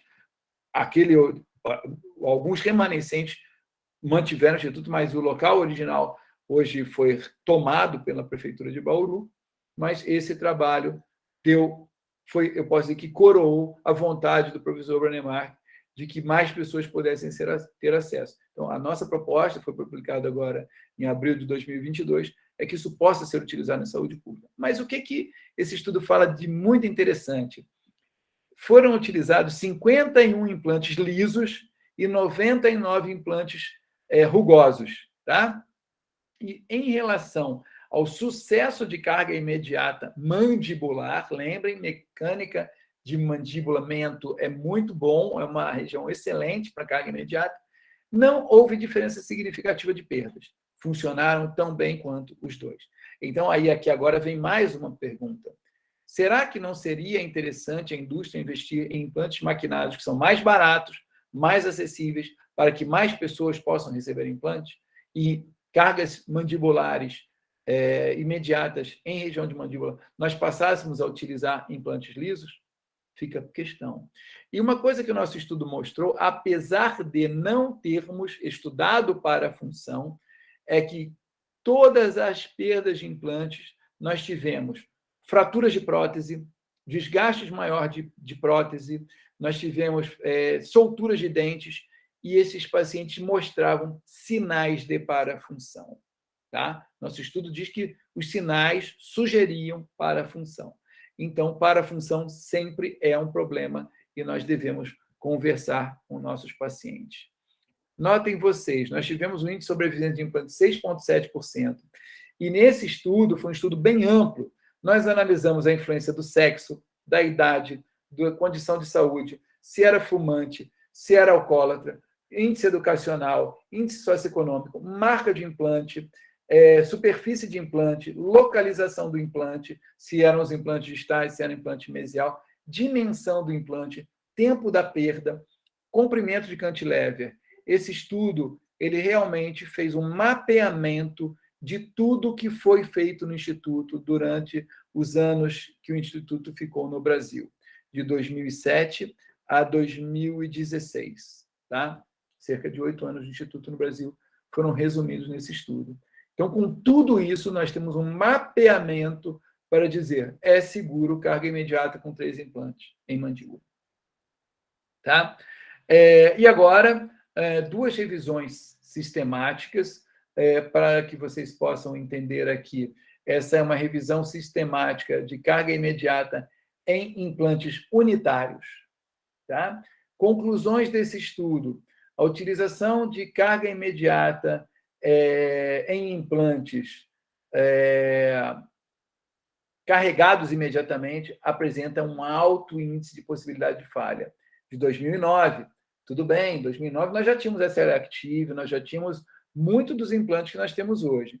Então, carga imediata unitária, carga imediata, botar em função, tá? Aquilo, função imediata, apresenta um alto índice de falha.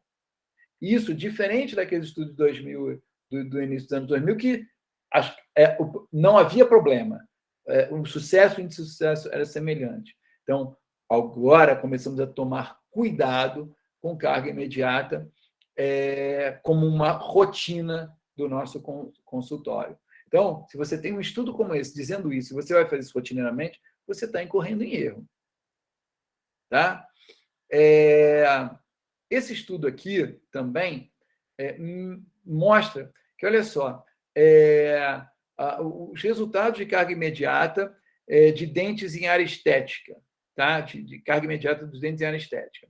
Notem, de todos os estudos que eles pesquisaram, apenas 7 puderam ser utilizados. Ou seja, um número muito pequeno dizendo que aquilo funciona. Então, quando nós temos um número pequeno, devemos olhar com certo cuidado. Tá? Então, o que acontece? Quais foram dentro das conclusões dos resultados dele? Né? Em área estética, os protocolos de carga imediata convencional, né? de 3 meses, ou convencional, não parecem influenciar os resultados em longo prazo. Isso já em 2020, tá?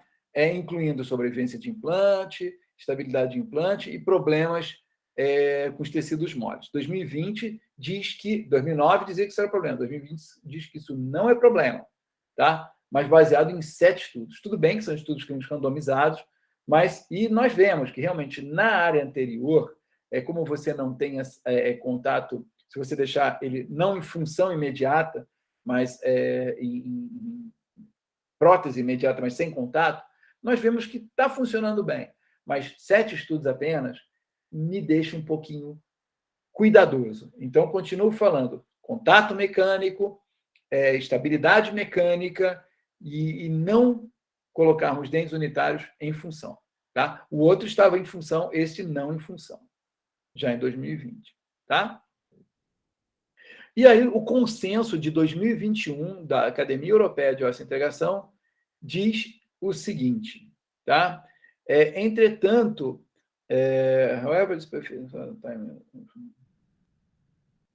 então, ele diz que, embora a carga imediata funcione bem, tá? Os critérios, os cuidados dos protocolos devem ser empregados. E quais são os protocolos? Desenho de implante, mecânica óssea e mecânica de implante. Notem, carga imediata é mecânica, é contato osso, não tem nada a ver com a formação óssea. Tá? É lógico que a formação óssea depois vai ocorrer, mas o que nós temos que ter é osso sadio tocando no implante. Quanto mais osso sadio tocando no implante, melhor. Por isso, os desenhos são bem interessantes. Tá?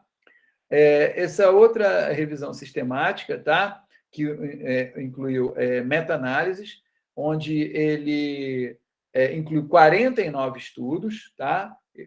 Aqui já com 49 estudos, de 2019, comparando carga precoce, carga imediata, índices, olhando os índices de sobrevivência e perda óssea marginal, ele notou maior perdas em carga imediata, comparada com a carga convencional. Então, quer dizer, 2020 já mostra que, diferente, que antes era sempre bom, tudo ok, e já colocando, ao invés de 6 estudos, 49 estudos, tá, que ele incluiu aqui, ele já mostra que perde-se mais com carga imediata. Tá? E esse estudo aqui da Academia Americana de Prótese, ele vai passar algumas situações para a gente, tá? Mecanostato. Ele fala de mecanostato, quer dizer, ele cita o trabalho de Julius Wolff de 1832. Ou seja, mecânica, biomecânica, contato do osso com o implante, osso sadio com o implante. Então, nada de célula, não tem nada a ver com remodelação óssea. Quanto mais tempo você conseguir deixar o implante travado, em contato com o osso, que ele vai estar imbricado no osso, então, por exemplo, vamos dizer que ele só tivesse osso, aqui na região de mento, tem muito osso cortical tocando nele. Então, se você perder um pouco aqui, começou a remodelar um pouquinho no ápice do implante, aqui está remodelando menos. E aí, quando começou a remodelar aqui formou osso. Aí começou a perder aqui. Quer dizer, ele está em vários contatos, está havendo área de remodelação em várias regiões. Então, a chance desse implante funcionar por mais tempo melhor e dar sucesso na carga imediata é muito grande. Restrições anteriores unitários, molares unitários, ausência de esplintagem. Então, sempre ideal é que você não faça carga imediata unitária, sempre procure esplintar. Ponte fixa parcial anterior maxilar, diferente daquela revisão sistemática de 6 trabalhos, tá? E carga imediata indiscriminada é problema. Temos que avaliar por que fazermos carga imediata. Então, dentro disso, as minhas conclusões iniciais, tá? Desenhos de acordo com a densidade óssea esperada. Então, eu preciso de desenho de implantes para cada tipo de densidade óssea que eu espero encontrar. Instrumentação cirúrgica de acordo com a densidade óssea local. Eu não vou fazer uma subinstrumentação, não vou fresar pouco numa área que eu tenho uma alta densidade, senão o implante não vai entrar. E esses implantes, com esse tipo de desenho, se você travar ele, depois você não consegue mais tirar. Então, vai dar muito problema. Tá? O parâmetro ideal é o ISQ, mas é o que eu falei para vocês. O ISQ depende de quanto é úmido o local, pode dar alguns erros. Tá? Carga imediata unitária sempre em infraoclusão. Não façam carga imediata unitária em contato. Vai ter problema. Carga imediata múltipla, ou seja, quando você faz uma carga imediata de um protocolo, de uma prótese tipo protocolo inferior, você vai conseguir fazer uma desoclusão mais fácil. Façam desoclusões que não sejam muito traumáticas, você vai ter sucesso. Tá? Então, hoje, pessoal, nós temos que trabalhar com newtons, centímetros, e por hora, como a Thaís falou, algumas vezes 21, 25, mas que o implante não fique rodando, ele travou, ele está travado. E cuidado sempre com carga imediata unitária. Tá? Parafunção é problema para tudo. Observem parafunção. Eu vejo algumas vezes alunos me falando sobre restauração, eu falo, olha esse dente, olha como esse dente está gasto. Vamos pensar diferente, vamos olhar. Então, notem sinais de parafunção. Às vezes o paciente fala, eu não tenho bruxismo. Tá? E como conclusão final, eu coloco o seguinte, a macrogeometria aliada à instrumentação cirúrgica e limite de movimentação parecem ser os itens mais relevantes na determinação do protocolo de carga a ser conduzido. E outra coisa, isso somente poderá ser decidido transcirurgicamente, especialmente em carregamentos posteriores e unitários. Ou seja, você vai sugerir a carga imediata para o seu paciente. E ele tem que estar ciente que pode não acontecer. Quando você fala assim, eu vou fazer carga imediata e não acontece, você está diante de problemas. Então, o professor Roberto Prado cita, se você não explica o que pode acontecer, depois você tem que se explicar. E ele fala isso com muita propriedade e eu concordo com ele. Pessoal, era o que eu tinha para apresentar para vocês. Nós estamos na Universidade Federal Fluminense, para quem está como convidado. Desenvolvemos um trabalho com essa equipe fantástica da LAIMP. E a tutoria da LAIMP, junto com a professora Alessandra, eu acho que tem sido algo muito bacana. Eu estou novo como tutor da LAIMP, era o professor Marcelo Gomes, que me convidou para assumir a tutoria junto com a professora Alessandra. Eu espero que vocês tenham gostado e tenham podido ajudar. E posso novamente mostrar casos clínicos do que nós desenvolvemos no Instituto Branemark. Eu não sei se estendi muito tempo, eu queria agradecer a vocês o tempo dispensado. Muito obrigado. Agora eu jogo para vocês perguntas, comentários. Alessandra, falei um pouco de periodontia, não sei se falei besteira, E eu gostaria que você pontuasse se é algo que você... Porque você também trabalha com implantes, eu gostaria que você pudesse comentar algo que você acha que possa ter faltado. Muito obrigado.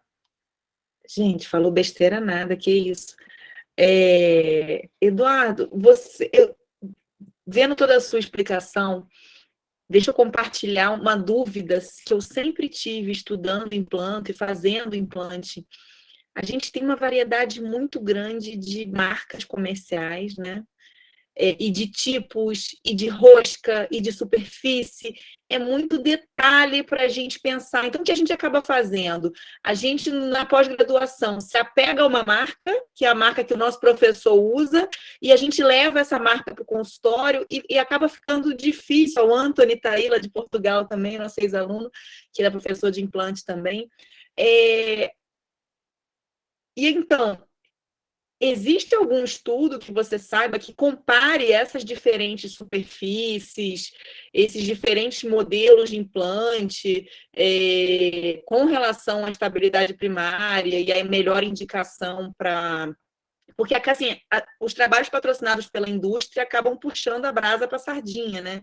E a gente tem muito estudo in vitro, então acaba ficando uma evidência difícil da gente avaliar. Como é que você sente isso? Ale, muito legal você ter perguntado isso, e isso é algo que me empolga muito.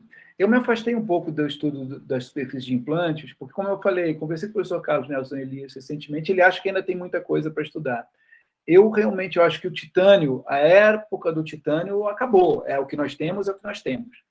O próximo passo é a bioimpressão, é nós imprimirmos dentina, imprimirmos endodonto, e instalarmos dentes nas pessoas. Esse é o próximo passo. E é o foco hoje dos nossos estudos, os arcabouços para reconstrução, arcabouço impresso 3D, através de fosfatos cálcicos. Mas vou responder para você. O que acontece, eu comecei a trabalhar com implantodontia, não havia isso de marca de implante. Havia Nobel Pharma e Straumann. Está na hora de... E no Brasil, Nobel Pharma, que depois virou Nobel Biocare. No Brasil, começaram a chegar os implantes da Stereos, trazidos pelo Mário Grossman, que foi o meu primeiro mentor de implantodontia. Eu instalei meu primeiro implante em 1994, quer dizer, auxiliei Mário Grossman no meu sogro. E esse implante está lá desde então. O implante sem rosca, ele era batido, com revestimento de hidroxiapatita, 3,25, instalado em região de molar. Está lá até hoje, 28 anos, tá, esse implante. E eu iniciei meu mestrado, como todos nós fazemos mestrado achando que vamos resolver o problema do mundo, e o meu foco era descobrir como acelerar essa integração. E não existe como acelerar essa integração. Você pode facilitar a vida do sistema, como eu falei, com superfícies que não tenham muitos contaminantes. E, naquela época, quando nós fazíamos implante na ABO de Niterói, com a ajuda do Mário, eu pensei, e o Mário tinha uma ideia, né? Não use implante nacional. Começaram os primeiros implantes nacional, o Mário falava isso. E eu me fiei, na época, ao Stereos. Foi meu primeiro implante a trabalhar. E o Luciano Dias falava, comprem a Bíblia da implantodontia. Eu tenho a primeira edição do Calmish, em inglês. E conversando com o Luciano, eu falei, caramba, qual implante Calmish usa? E eu fui olhar, não tinha um implante que Calmish usava. Calmish usava implante. E foi ali que eu pensei, caramba, não existe isso de se prender a um sistema. Ali eu aprendi isso. Calmish usa implante. E o que aconteceu, Ale, que eu posso passar para você, houve um crescimento da indústria de implantologia que leva a isso.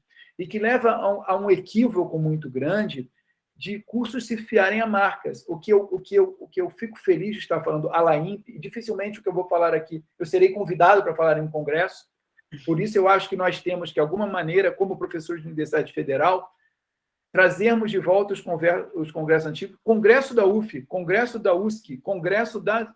não as jornadas, mas fazendo os congressos, eventos grandiosos que possam trazer para os nossos alunos a liberdade de escolha. Tá? Então, o que eu posso falar é o seguinte, se você pergunta para mim, Eduardo, qual o implante dos seus sonhos? É o Straumann. Mas é o Straumann porque é Straumann?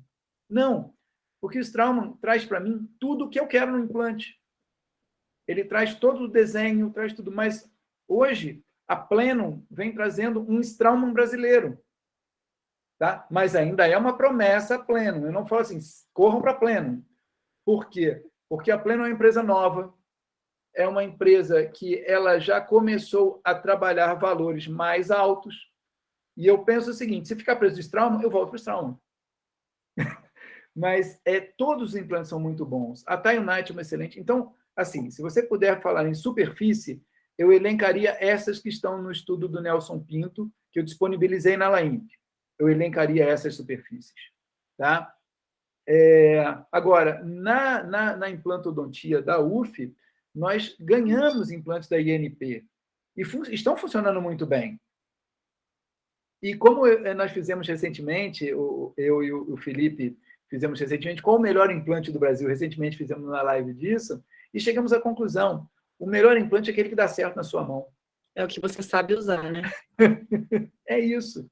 Então, Ale, eu acho que é um pouco cruel as pós-graduações fiarem em um implante. Primeiro, que deixa o estudante refém. Tem que ser tudo conimorse. Para prótese mandibular de protocolo, não tem que ser conimorse. Você sabe quando é que eu comecei a parar de pensar em hexágono externo? Eu tenho familiares meus que instalaram implantes há 25 anos atrás comigo. Agora, está aparecendo aquele cinza. E os implantes de hexágono externo geralmente são instalados supraósseo. Então, o conimorse, esses novos, diferente dos Straumann antigos, né, os standard, que são muito bons, você instalar um implante abaixo da crista óssea, você tem duas situações. E tem um professor lá da Lituânia, agora, que diz que ele inventou a perda óssea depois que ele existiu para o mundo, acabou. A perda óssea, quando você instala um implante abaixo, 2 milímetros da crista óssea, não tem nada a ver com estética, apesar de não acontecer esse acinzentamento. Tem a ver com biomecânica. Esses estudos são de Stig Hanson, de 1999, 2000 e 2003. A questão mecânica. E foram os desenhos de Michael Norton, que eu mostrei Michael Norton. Esses são os donos desta tecnologia de não haver perda óssea cervical. E aí eu acho que a gente tem que dar nome a quem de direito. Então, assim, eu digo para você, se você utiliza implante liso para fazer prótese protocolo, hexágono externo, você diminui custo, você atende mais pacientes. Então, quando você entende o software que você tem para utilizar com liberdade, com esses conhecimentos que nós procuramos passar hoje para vocês, você está livre para voar e fazer tudo o que você quer. Desculpe a resposta longa.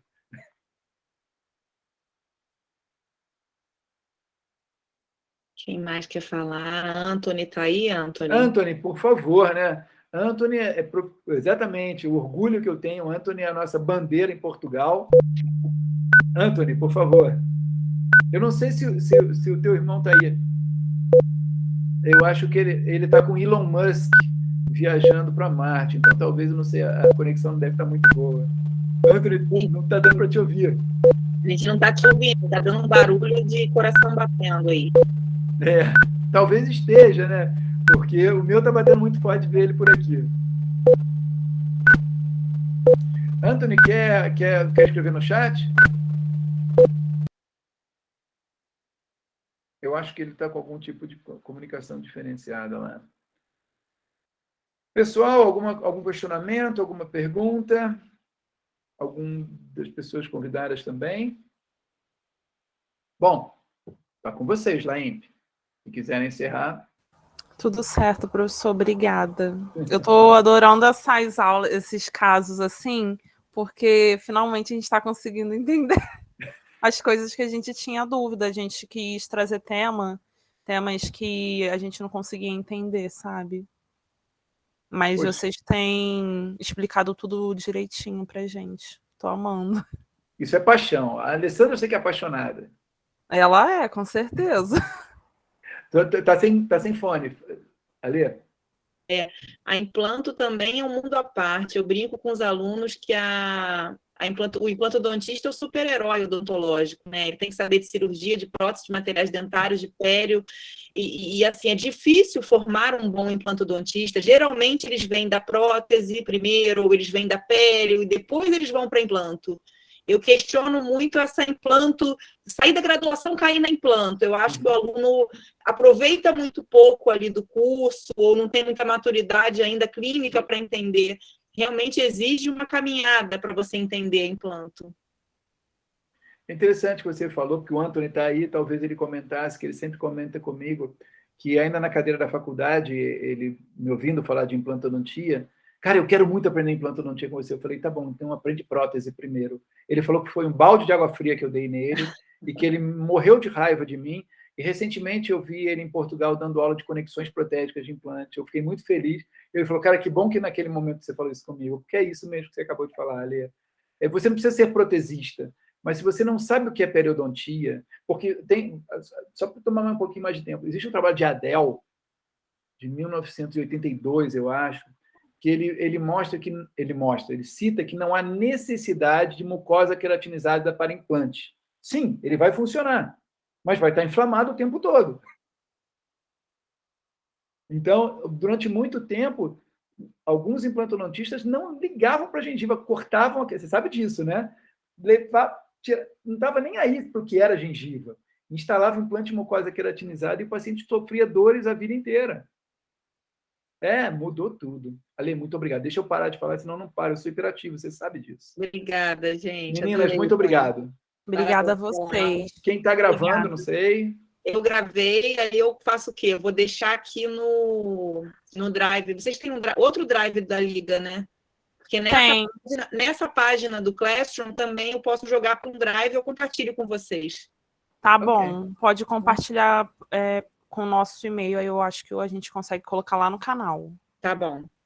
Tá? Obrigada. Pessoal, muito obrigado. Amanhã eu estou aí para tirar todas as dúvidas. Amanhã tem implanto também. Obrigado, Ali. Boa noite. Tchau, noite. Gente. Boa noite. Boa noite, pessoal. Boa noite. Obrigada.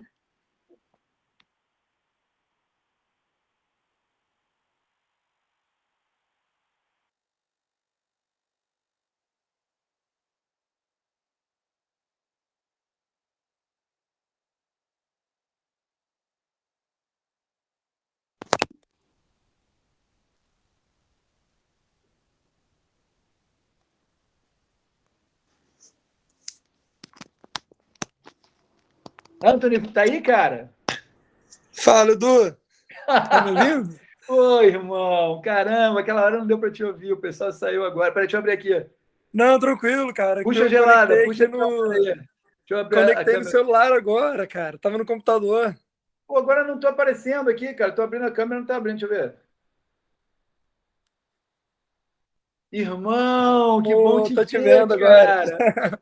E aí, lembrou dos teus bancos da faculdade, quando eu falei que você fazia prótese? Cara, com certeza. Fiquei aqui, acompanhei o tempo todo. Tava aqui morrendo de saudade, cara. Cara, que saudade de vocês, cara.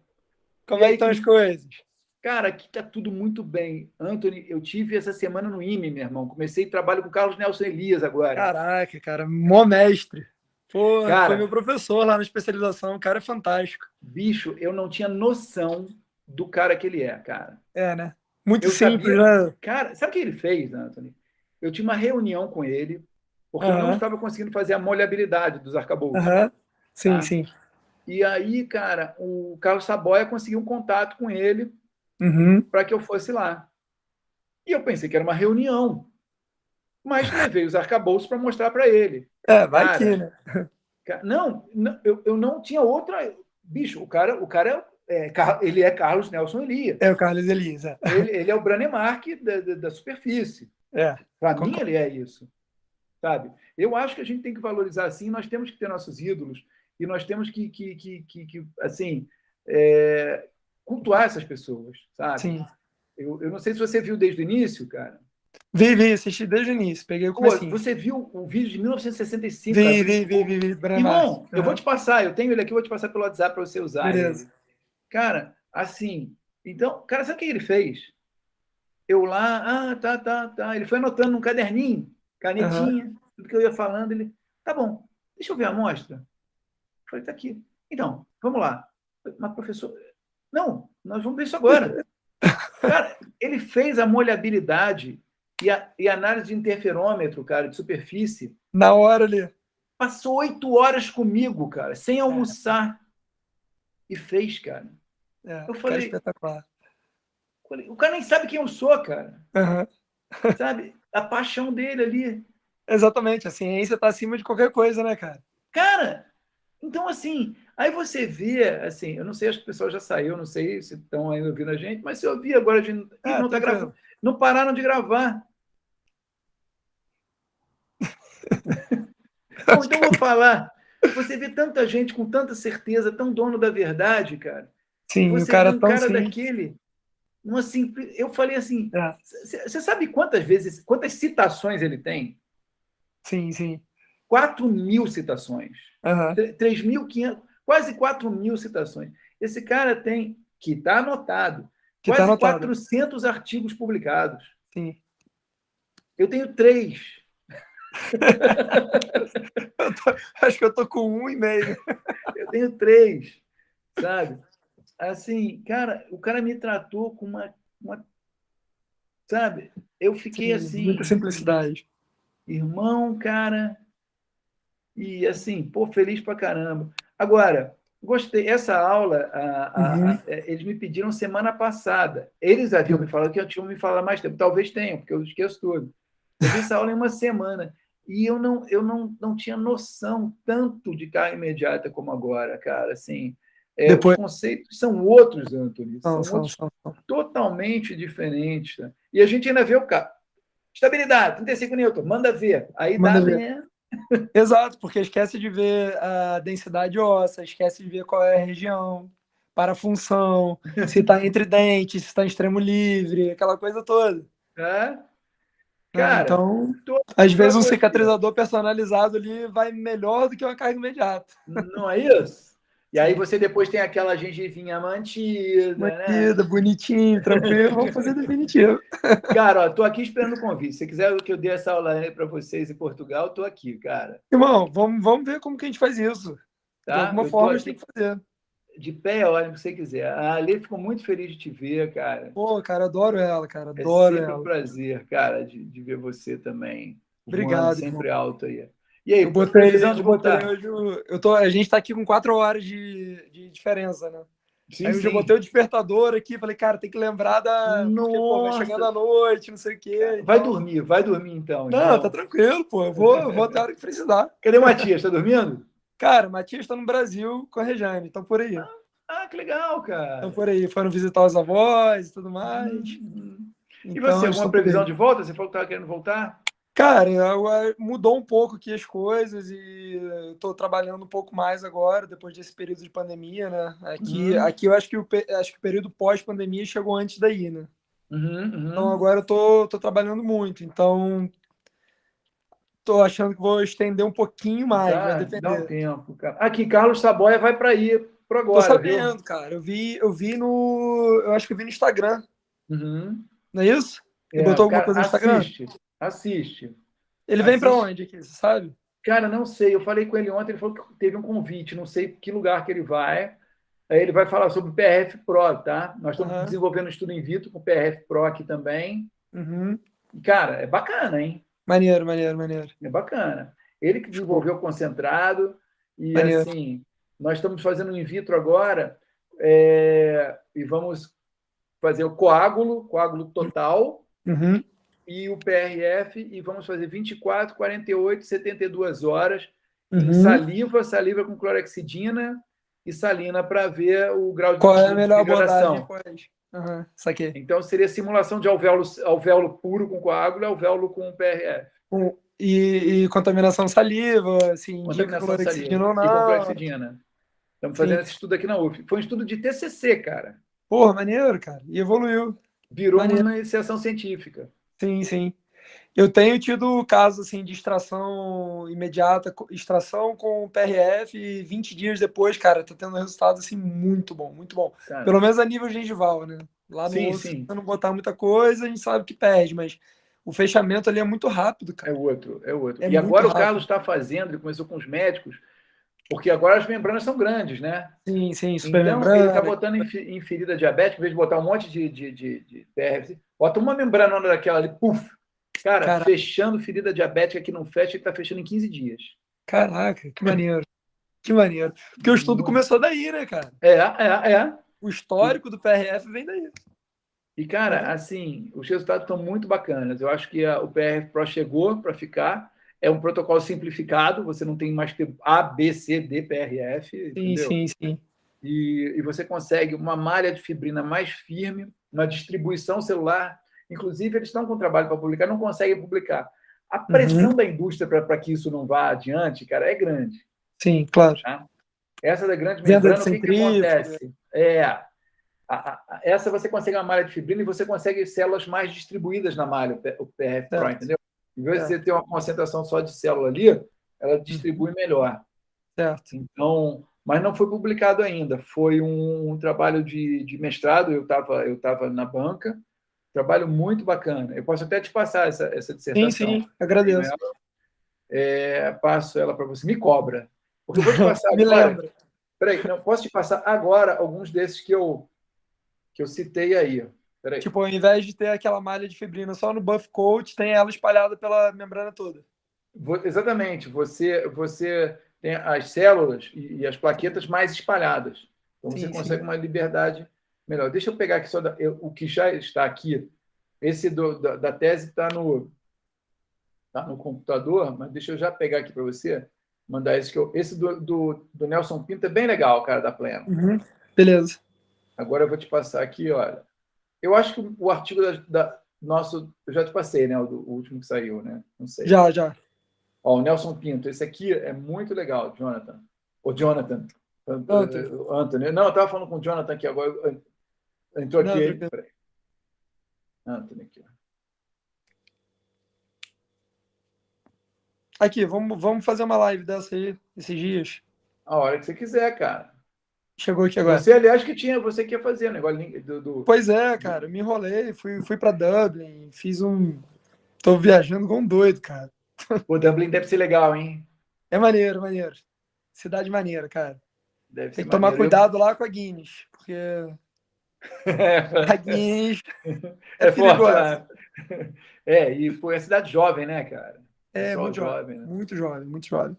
Aquela hora que você me chamou ali, cara, eu tava com uma frase... Edu? Eu tava com uma frase ali para falar que vinha calhar naquela hora, cara. Que eu aprendi isso aqui, inclusive, que o osso, ele não reconhece marca de implante. Então, meu irmão... Quem falava isso era Cavalcante. Cavalcante falava isso. Cavalca, né? Cavalcante falava isso. Porra.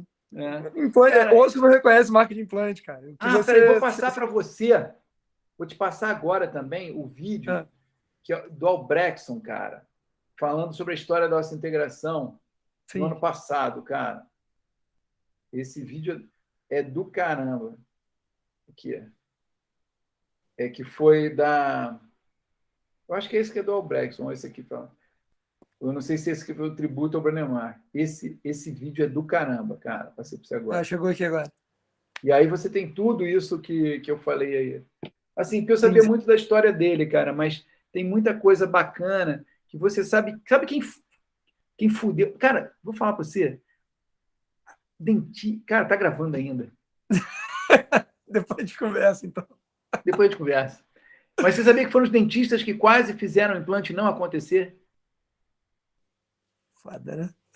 Só porque o cara não era dentista. Só porque o cara não era dentista. Exatamente. Só porque o cara não é o que está acontecendo com a harmonização facial, né? Exatamente. Cara, vamos parar, que tá gravando isso. Imagina. Pessoal, por favor, cortem isso aí. Abraço, Antônio. Não dá para continuar, tá todo mundo Tá bom, meu irmão. A gente se fala, Abraço. Então. Ok, tchau. Fica com Tudo Deus. bom. Muito bom falar contigo. Com Deus. Também.